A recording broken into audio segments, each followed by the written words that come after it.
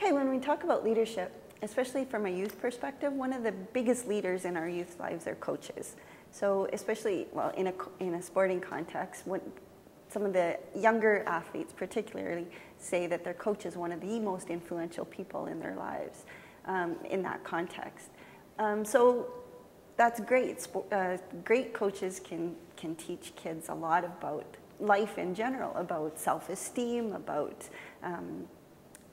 character, about hard work, about leadership, but it's not always that good. A lot of times what we see are some negative coaching behaviors come out that start to impact the child really quite negatively. And when we talk about these kind of, I'm going to put them in quotes, abuses that coaches perpetrate on our athletes, we're talking about things like, well, of course, the obvious most extreme is the sexual abuse that we've seen and heard of, and like they're in flurry, etc. And we won't even go into that kind of behaviors because it's there. It happens in almost every sport, but it's still, thank goodness, almost relatively rare.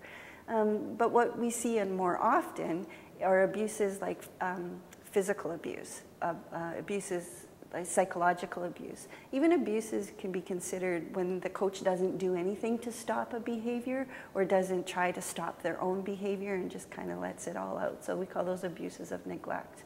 And then there's modeling abuses. I mean, abuses that coaches can perform that just don't show great behaviors. And what we're doing is we're teaching our kids these types of behaviors. And what we do see from the literature is that athletes, young athletes in particular, do start to emulate their coach's behavior. They show the same types of behaviors.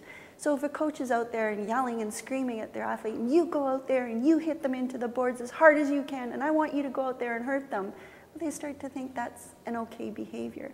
And we're not necessarily sure if it takes itself out of sport, but a lot of times it stays within the sport realm and kids start to go out there and want to try to hurt other people.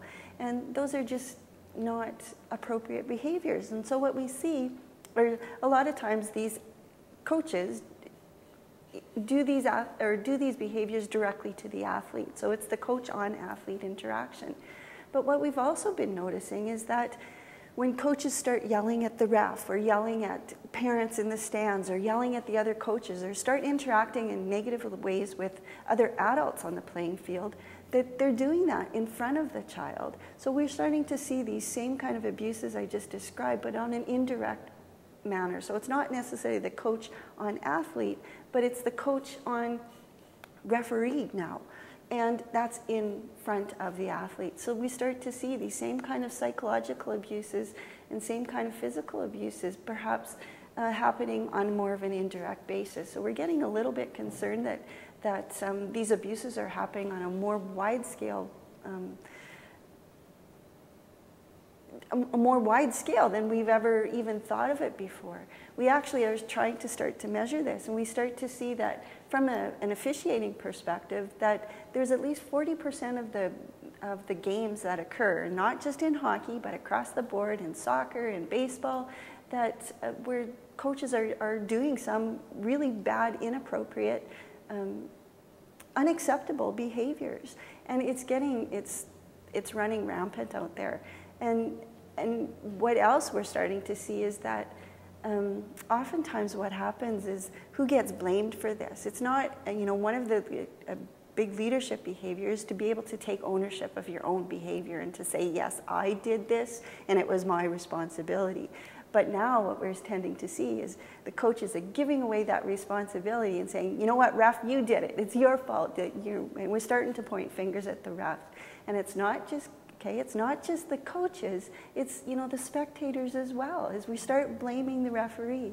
And what I really would like people to start to understand is that referees can only react to what's happening on the ice or on the playing field, and who is really responsible and who should show a leadership, real strong leadership, but the coach by saying, you know what, I'm responsible for my players.